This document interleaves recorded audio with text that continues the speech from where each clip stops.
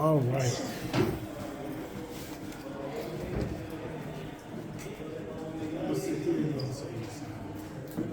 All right, welcome everybody. I forgot the name of the panel. I know we got two filmmakers in the house. Welcome to Arlen Khan. This is the panel on sci-fi. I say why you love sci-fi.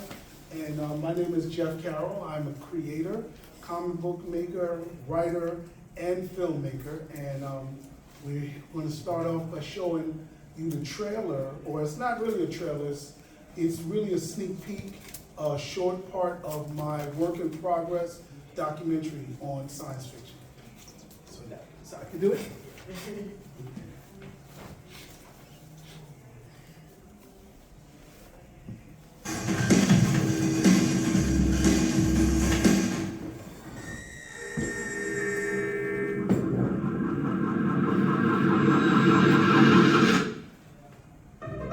Science fiction is an opportunity for us to explore the what ifs, the unknowns, if this had happened, in a way to test drive our hypothesis, almost the way engineers play out things in terms of testing theories.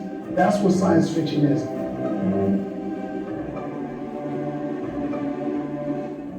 The use of science to solve our problems, to speculate about the world, and to envision things yet to come.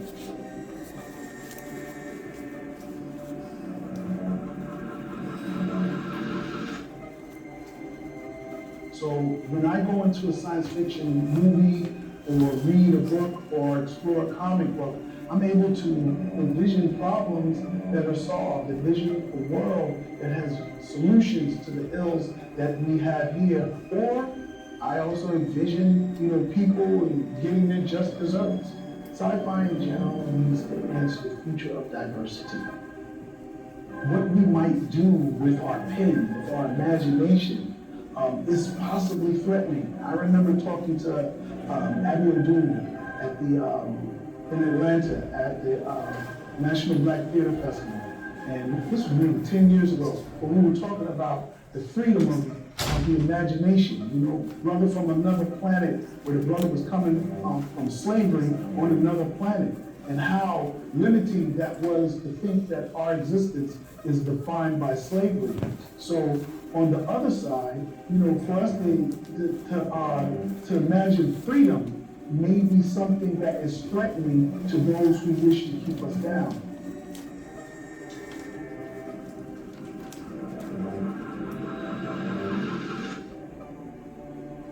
Isaac Asimov, I think he's the writer of I, Robot, wrote I, Robot, and gave us the 3 laws. Those are their 3 laws. What are our 3 laws? What do we speculate AI will do? Or what do we think as Black people will be the future of AI? What do you think about space? They just released the UFO documents that show that there are some things that we really can't explain going on around the moon, going on in parts of the Earth. What do Black people think those are? So I think we need to speculate about post-apocalypse. I think we need to speculate about space.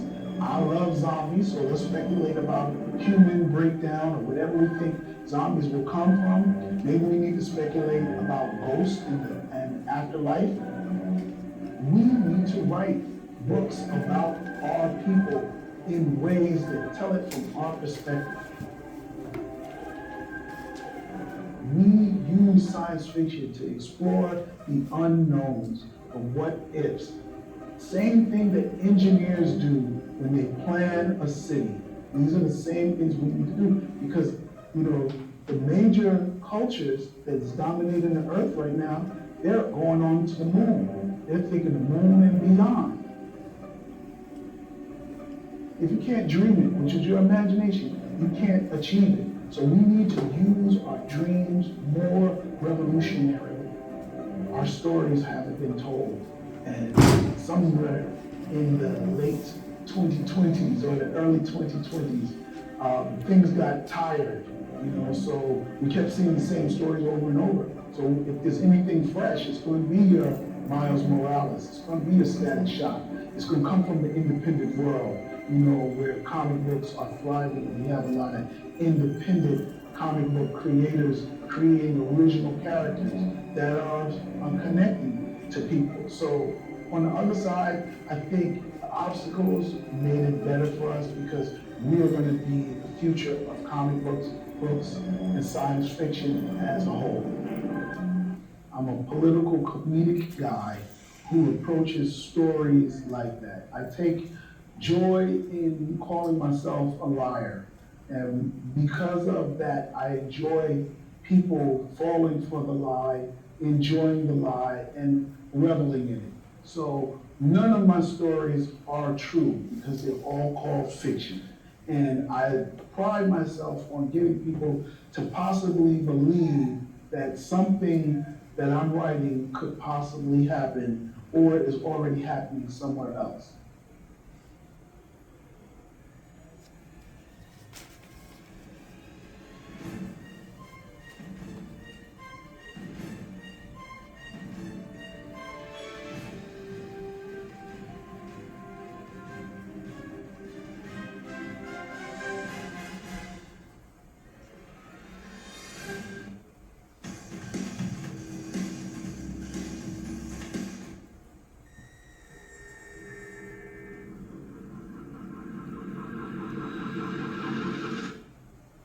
All right.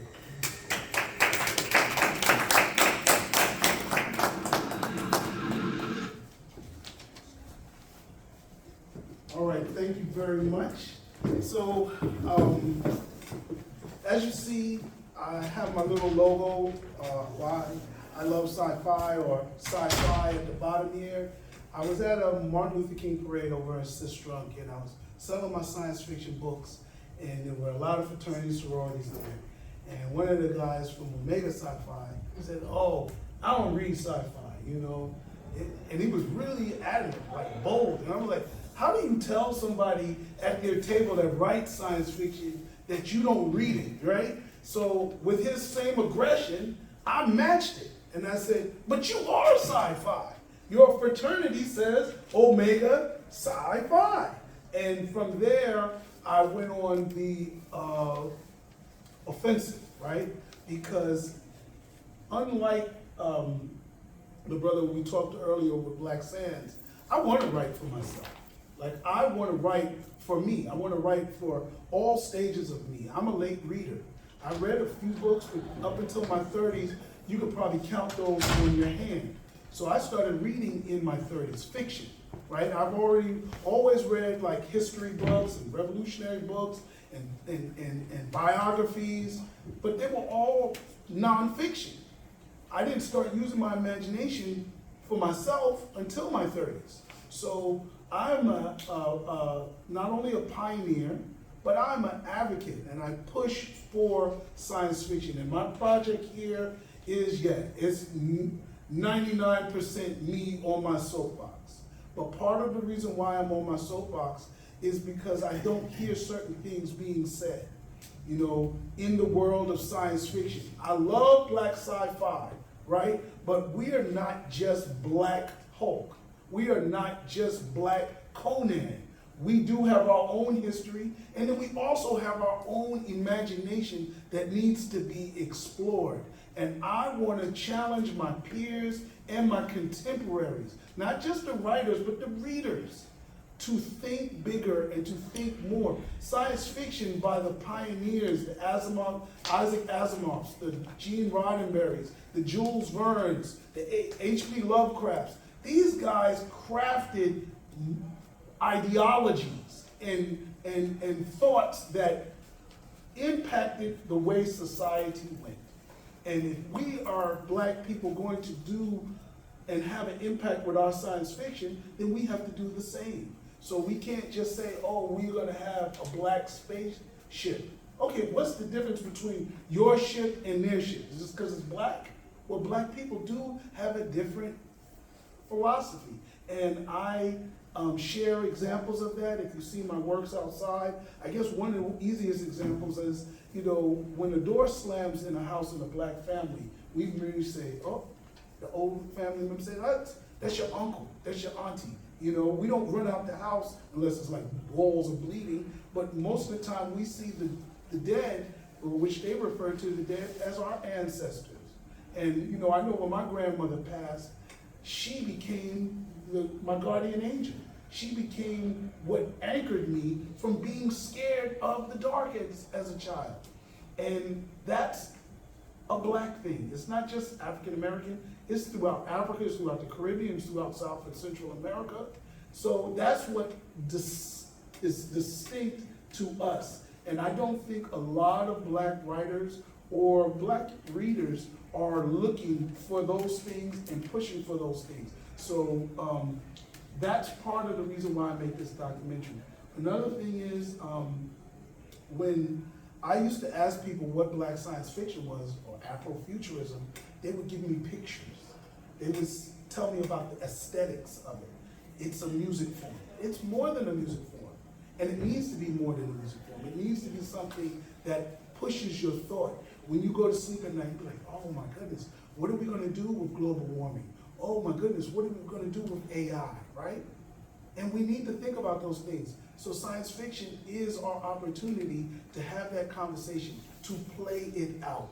So that's that. I wanted to take a few minutes. If anybody have any questions, we split this panel up a little bit between me and another group of filmmakers. So in my time, I can take questions. And even at the end, if you want to come back and ask me another question, feel free to do that. Yes? What were some of the stories that brought you into the world of science fiction? Oh man, I'm just like everybody else. I mean, my first part was the same thing I did with my son, Godzilla. You know, I wasn't even a Western sci-fi. That's Asian sci-fi. You know how it's Asian? It's called Godzilla. But what do we call it in America? A monster movie, right? And when they did that Matthew Broderick Godzilla, guess what they made him? A monster. But in the traditional Godzilla movies, he's Godzilla. Translation, monster or being from God. He came with the power of God that saved them from whatever they were going through. And I remember the cartoon Godzilla, he was a hero. But the Western world wanted to see him as a monster because they see that adversarial relationship. Asian culture doesn't. They seek to understand. They were pleading with Godzilla as a god, right? They don't have a Jesus. They don't have a God in the sky. That God comes to them through the different animals, through the different things. And so as an adult, I started to see why I connected with Godzilla. But then at 11, I saw Star Wars. My father took me to the movies and I saw Star Wars.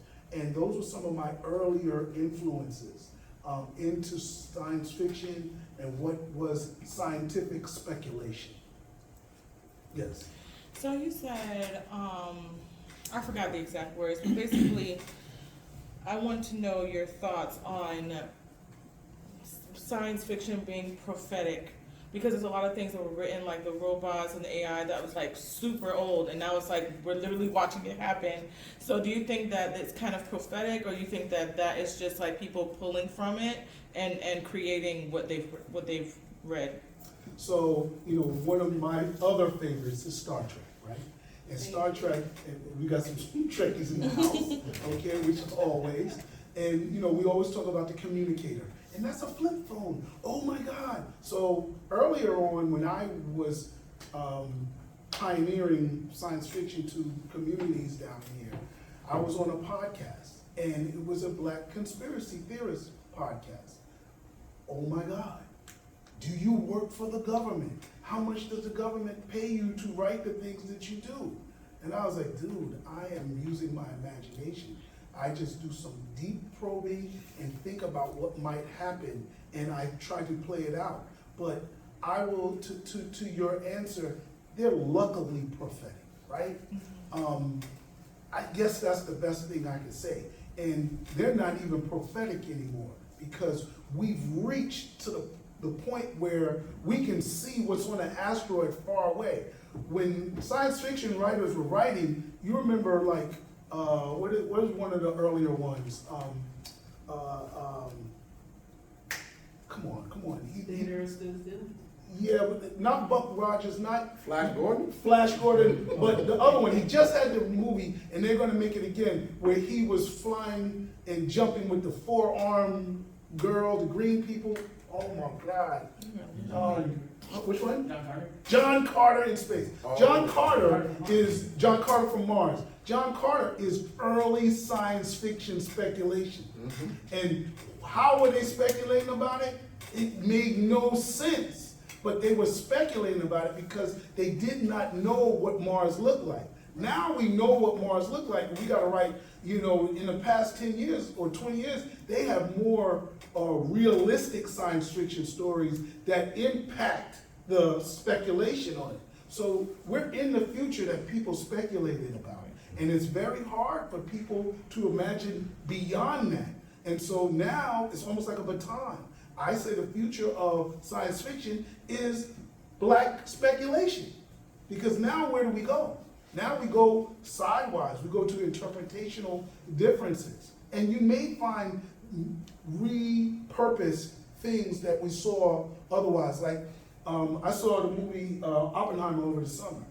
To the black scientists that they left out of that movie, that was a source of energy. To the Jewish people that wanted to kill Hitler, it was a bomb.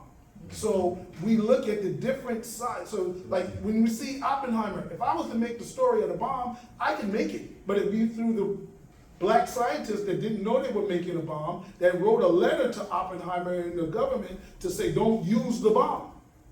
That's our perspective. That's real. We see certain things. So the Dogon people, they speculate about life on space, and they say, oh, they're our friends. I can't wait for them to come back.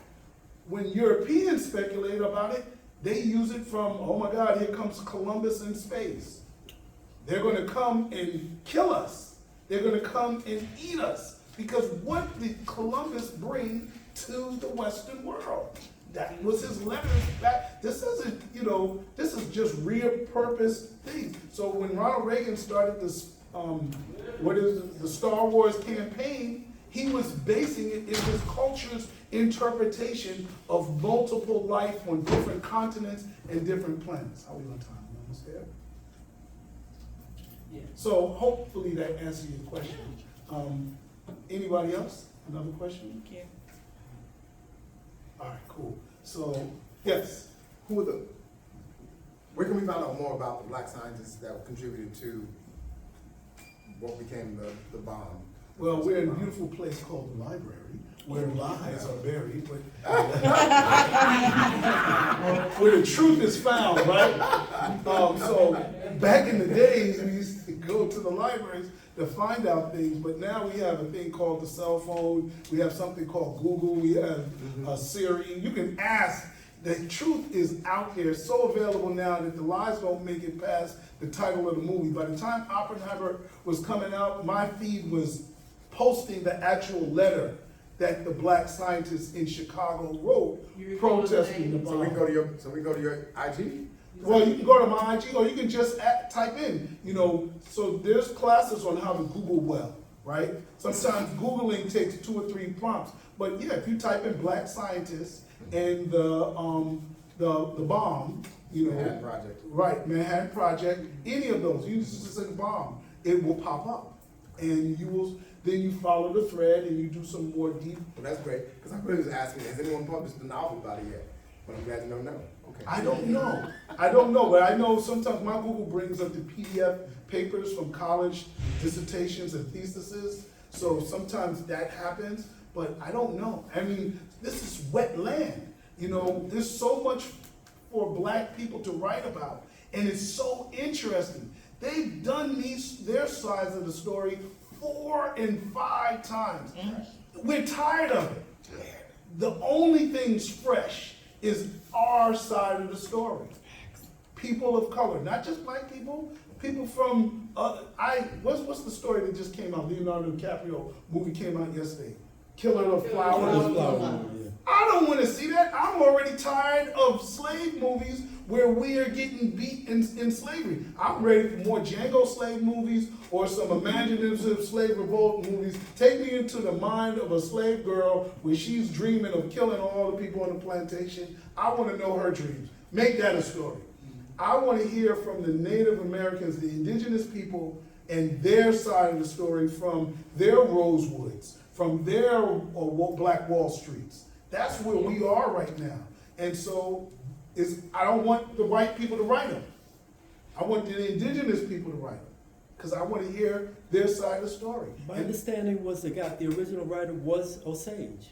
I think at the time, and I haven't seen the story, it's 3 hours long, have to cut out that time in my life. No, I haven't seen the movie, but in reading about it. Right. yeah. So what I heard is still a tragic story. And me, just like black sci-fi, black writers, many times we were writing for publishing deals. You know, they weren't saying, oh, I like, what's the spook who sat by the door? I like that story, let's publish more. That had to be self-published. So self-published stories are tentatively different than stories that get publishing deals. There are some revolutionary stories that come out, but one of my favorite stories is Children of Men, right? We've nutritioned ourselves into impotency, right? That's Children of Men. But guess who the first person to be able to have children is? Black woman. A black woman. Now, if I'd have wrote that story, do you think it'd have got a publishing deal? Heck no. But they wrote it, oh my God, it's a black woman, oh, super black genes. But for me, it probably would have been, some black people would have told you what they ate. They probably would have never ate the processed food. They probably would have been living organically from day one. It would have been a whole lot different, but similar story. So, all right, we're gonna cut time.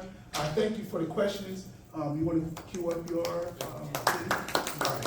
So, thank you very much. So I'm going to bring up the team from Absolution Studios. Shane, wow, I thought I was reading a whole bunch of names. So Shane Tekken and the Absolution Studios team, and we're going to watch a clip from their documentary, the whole thing, and because it's a short film, and then we're going to talk to them. All right, come on. Hey everyone, my name is Shane Tekken. This is the Absolution Studios team, without whom the documentary would not exist. This is Corey Zielinski, Patricia Vegas, and Ethan Della Penna. We are all student filmmakers. And over the past almost 2 years, I have worked at a comic book store. And in working at that comic book store, I have realized the importance of comic books, of fandom, and how that relates to the connections that we foster. And I was inspired by that to make this documentary. Places like the comic book store, places like this very Comic-Con are places where you find mutual understanding with people over their interest in nerd stuff, essentially. I'm a big, Marvel, DC, Teenage Mutant Ninja Turtles, you name it, I read all that stuff. I love it and I'm obsessed with it. And this is my love letter to those things and why, and what makes them so special, and what about them is applicable to our real world experience, essentially. All right, let's see. So without further ado, here it comes. Comics are cool, please read them.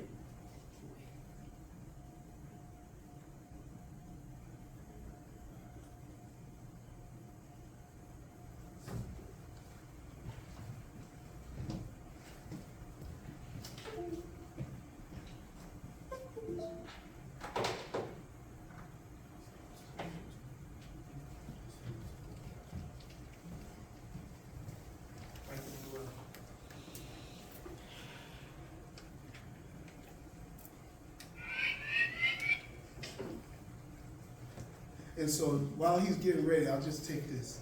I go to his comic book store, the comic book store he works at, and he's been telling me about it. He's the same age as my son, and we always have multi-generational conversations. So this is a beautiful panel for us because he represents a different generation. He's born into this world where it was already diversity. And I just liked his project, and I felt we could have a really cool conversation together publicly. And that's one of the reasons why they allowed us to come to the ArletCon and do that, because this is our local Black comic book convention, and we're gonna have this conversation. So get ready and we'll find out why he thinks comics are so cool. without further ado, you guys are the first to officially see in full Comics Are Cool. All right. So you like comics? Beats being on house arrest. So my favorite aspect about comics is the community that it brings together. My favorite comic book character is without a doubt Spider-Man. Peter Parker, to me, the man, the myth, the legend. Without him, I don't think I'd be the man I am today. He's a pretty inspiring character, and I hope to have that sense of hope in my own life and see that in my families and friends too, because it's pretty cool. My favorite comic book character, I would say, has to be split between either Nightwing or Barry Allen Flash. John Constantine. I'd say Batman. Erica Slaughter from Something is Killing the Children. And I think that's where comics are important to building relationships, because it gives you a cheat code. There's one reason for you to be at a comic book store. So it's that icebreaker's built in.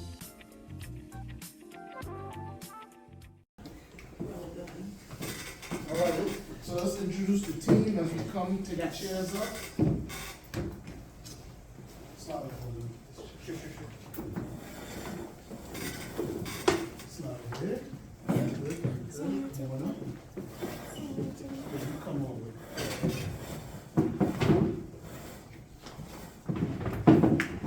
Got more. All right. So, we've heard, so introduce the team again, and point to them. Of course. We are Absolution Studios. I directed and edited this movie. My name is Shane Tekken. This is... My name is Ethan Del Pena. I'm the key grip. I'm the guy moving all the lights and all the heavy equipment. Corey Zelensky, I was the assistant director, so I just make sure that the whole process went smoothly. My name is Patricia Elias, and I was the director of photography, so I choose all the shots. All right. Give them a round of applause again. So, because this is going to be all audience questions, I think we got, 10 more minutes? Yeah. Okay. We are going to open up for questions. I just want to ask you guys, I'm not going to take credit for it, but I'm going to give myself credit. Yeah. I believe that your documentary is going to speak to a lot of people. I'm actually very happy that they paired us up together because, comics are division. They're one medium of science fiction. And I think, that, of course, there's deeper conversations that can be had, but I think you gave a very good start to that conversation. Anybody in here interested in checking out comic books a little bit more after seeing this documentary? See? So this was a student project, and this is their first comic convention. When I saw the trailer, I said, oh, son, I'm gonna be able to put you on. I speak Ebonics, okay? Because I want comics to be speak Ebonics too, right? I want it to be so black that, we see that, and it's getting there, right? If you get some of my comics, you'll see it. But I saw the potential, right? And I still think there's a lot more. Every convention that we submitted to, they've been able to get in. And this is the beginning. This is the blow up. This is where it starts. So guys, get ready. I'm ready for the Comics Are Cool t-shirts. I want some stickers. I want some merchandise. I want a Comics Are Cool comic list, right? I want you guys to put a list of comics together because you got people that you're inspiring. You're having an impact on. So enough of me, right? Enough of me fanning out, being big brother, being father, or whatever the heck. Let's hear for some comments. And mind you, I'm still on the panel, so if you saw my little trailer, you can ask me questions too, but let's give them some questions. What's up, bro? So I have two questions. One, you mentioned that you're in school. What school are you from? We all go to Broward College. Broward. Come on, Davie campus? Davie campus, yeah. Davie campus, all right. And what's the second question? And for the second question, you guys read a lot of comics, obviously. So in your individual opinion, since everybody has a different preference, what makes a good comic? I guess I'll take point on this one. These guys are really just film people, mainly. You guys have read some comics, right? It's some comics. Yeah. Better start now. But I guess I'm really the comics guy. comics, like any medium, you know, is collaborative, and like it comes down to like it comes down to like two like really basic essential elements, and then a lot of like little things, right? So it's like a comic, like they talk about in the documentary, comics are mainly like the story and artwork, right? And it's like those are kind of intertwined. So it's like, you know, as long as the story has to be engaging, you know, it has to be a page turner, like the artwork has to be, even if the artwork is not like let's say good or preferable or you like it, it still has to be clear. It still has to convey what's happening in the story. It's like it's a visual medium. And then you can get down to things like paneling and like, you know, lettering, which is like, that's not really my area of expertise, where it's like, again, as long as that is like, as long as it's comprehensive and it gets the job done, like it works. You know what I mean? Like you don't have to have the most complicated paneling or the most complicated lettering to have, you know, a good comic book. But I think as long as the art's clear and the story's engaging, I think it's a good book. Thank you. All right. More questions. Think something. There's not a lot of people, so everybody can ask 5 questions. Sure. Jesus, that's a lot to ask. At any rate, what is your ultimate goal besides getting people to read more comics? Like, what do you want to achieve with this documentary? That's a great question. When I set out to make it, I just wanted to use the medium of film to create a love letter to comics and to the comic book store. That comic book store that I work at, I've been going to since I was like maybe 9. So it was kind of my way of like, you know, of like showing people. I guess what I want to do is show people that like you're not alone, I guess, because I grew up reading comics and having no friends that read comics, and like just going through like a million different phases of life where I just would continually not have any friends that read comics up until I like started going to the comic book store, and then I had like, I didn't have friends per se, I had like the guy behind the counter who knew what I was gonna buy, and that was like the closest thing I had, and then I started working there, and then like all those people were all the friends that I made. So it's like other than just like trying to encourage people to read comics, it's like if you already do read comics, it's like there's people you can talk to, there's people who will be your friend just because you go like, yeah, I really like Spider-Man, you know? Very true. Yeah. Do you see yourself owning your own comic book store one day? That's a good question. Yeah, he's trusting his own. The real answer to that is maybe. I think I'd be a terrible business person. That's all right. You partner with somebody. Oh yeah. Ninja? Yeah. Man behind the mask. That's my ninja. So I have a couple questions. Okay. How long did it take you to put together this piece? Number 1. Number 2, what's next? And after you answer those, I have another question. Well, this particular piece of work took months, like literal months. Partly because all these guys were in the midst of working on their own stuff, and so it was really just hard to coordinate days where we could all be together with the guests. So that was one thing. Another thing was editing takes forever, and I had to. The semester that I edited this in was actually like shrunk, but even that was still months, and it took a lot of like editing and re-editing and getting feedback and editing again. Editing is a nightmare. Editing is gonna take you forever. But yeah, this took a couple months. Right now, should I mention nothing personal like that? Yeah. Right now, we are always we here at Absolution Studios. We're always working on something. Our current project is a little thing called Nothing Personal, which we don't know when that's coming out because we haven't even shot it yet. But basically, it's written by me, directed by me. These guys are all starring me and him. He's the director of photography, and I think Pat's the camera assistant on that. Basically, it is just a little action comedy martial arts thing where 2 guys have a sword fight in a house. It sounds hysterical. So You've got another question in the back, so go ahead. You're the director and everything? Yes. Okay. So just a tip. Well, first and foremost, it's amazing. Thank you. All right? It's an amazing piece. It's very well put together. What I would say is piggyback off what Jeff said. I can see you entering this in a film festival and actually doing extremely well. I submitted it like 2 days ago. All right. And the Keep- file keep got going. corrupted. So we have Are literally you- right after this we have to go home and like fix the file and resubmit it. Do you have a profile on Film Freeway? No. Okay, so that's my advice to you. Make sure you set up an account on Film Freeway, and make sure you get some merch. So when It's you gonna go cost to the money. Film Freeway, you see how he has a I Love Sci-Fi shirt? Yeah, I love that shirt. You Which need I to- do have on sale There you outside. go. You need to implement the name of the I would wear public it film right on a mug, a coffee mug. now. I'm telling you, you will sell that coffee mug at a film festival. And They'll- trademark they'll that. buy it. Comics are cool, try to save Yeah. up the trademark it, you know, because I don't know if it's out there, you have to research that, but definitely, this is trademark. That's it. That was just my tip. Somebody had a question to say?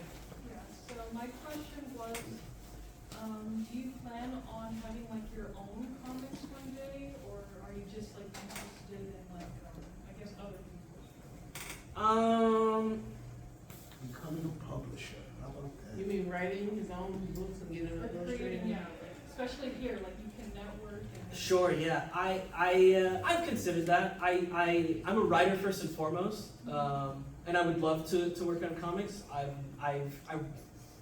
like when I was in elementary school, I used to draw comics like in my school notebooks.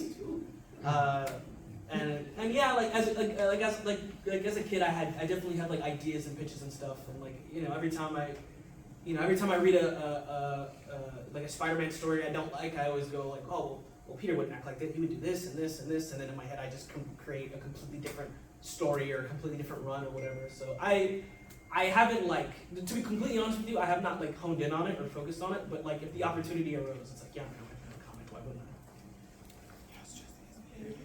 I? I have I won't call it a complaint to raise with Jeff. Oh, yeah, let's go. With no more slave movies. Yes. I come from a generation where there were no slave movies. Right. There were no movies dealing with Black history, contemporary Black culture of those times, of any kind. Those things were. So those things were. You have the ability now to have that whole era of reference, right? That's in your consciousness. You've seen all of that stuff. So when you go to your No More Slave movies, pay homage to the people who helped to give you that advantage. Pay your respects to the Alex Haley's or the autobiographies of Miss Jane Pittman or all that stuff that gives you all that information that you can now move forward from. That in my generation growing up, it was a total void.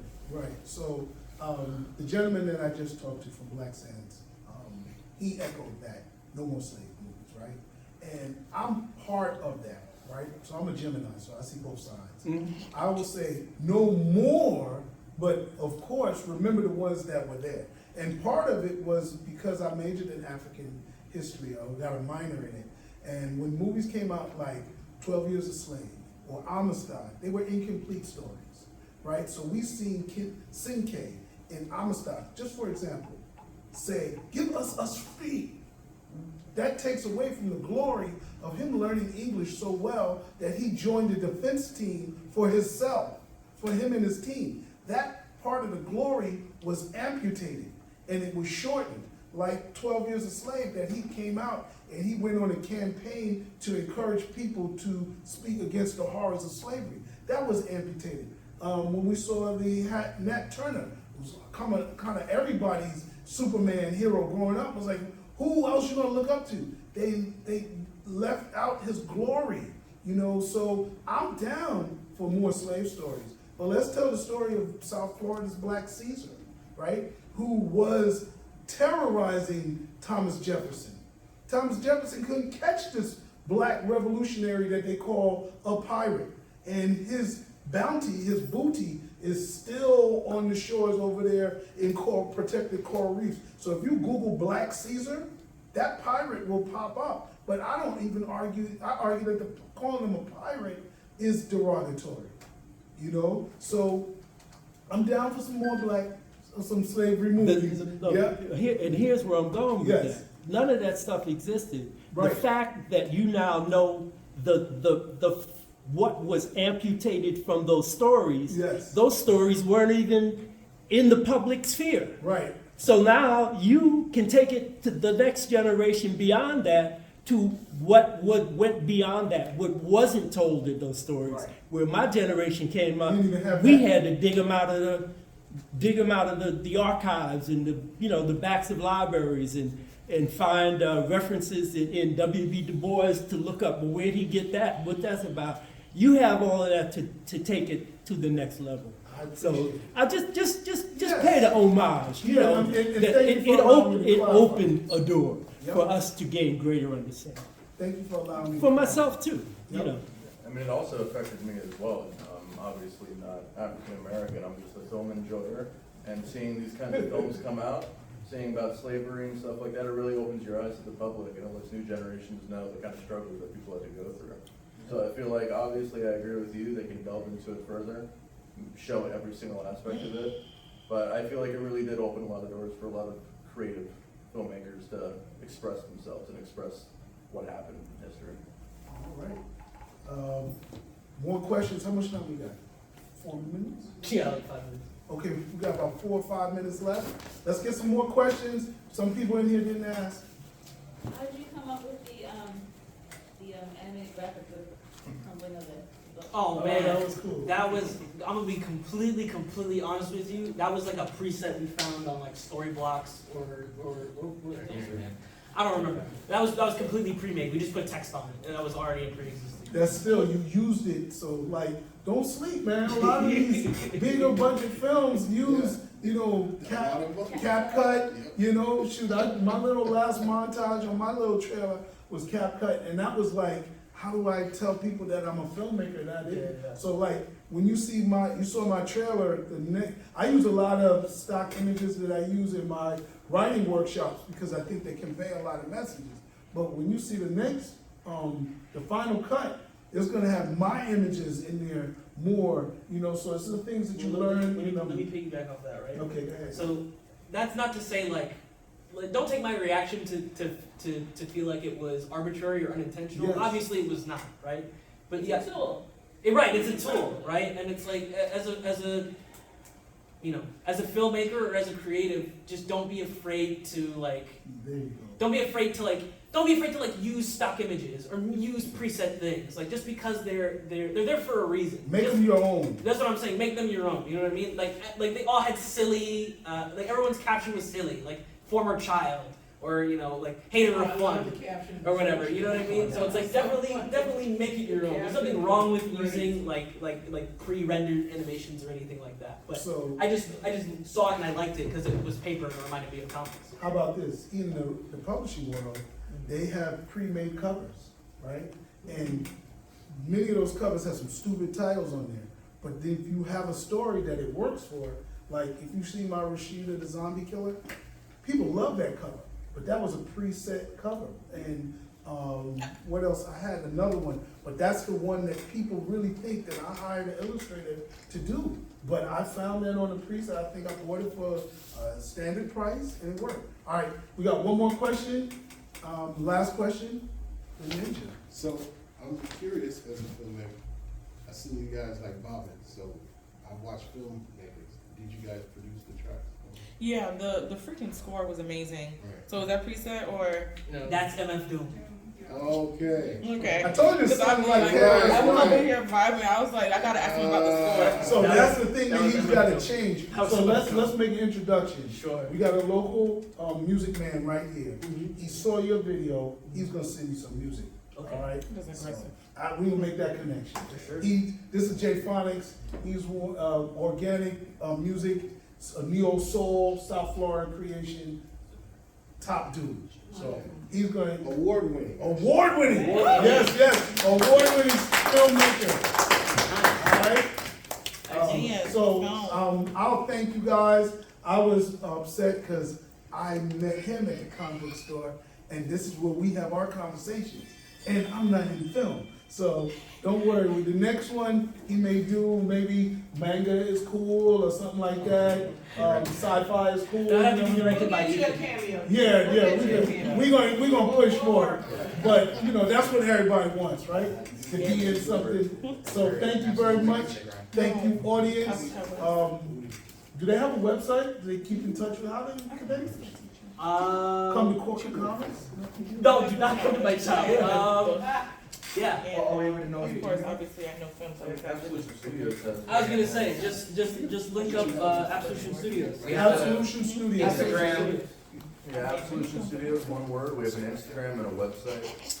So, Yeah. And I'm Jeff Carroll, so if you come out to my table, I'll give you a card. It has my links on it from everything that I do. So I have, my video blog on YouTube is the Sci-Fi Express Lane, where I express myself on everything from writing to good villains, good characters, horror movies that don't scare you, but are good horror movies. So all that stuff. So thank you very much, everybody. All right, it's a wrap. That's how far all the way out. You know what I'm saying? That's what's up. Maybe next time it's Blair Comics. Let's go. That was very good.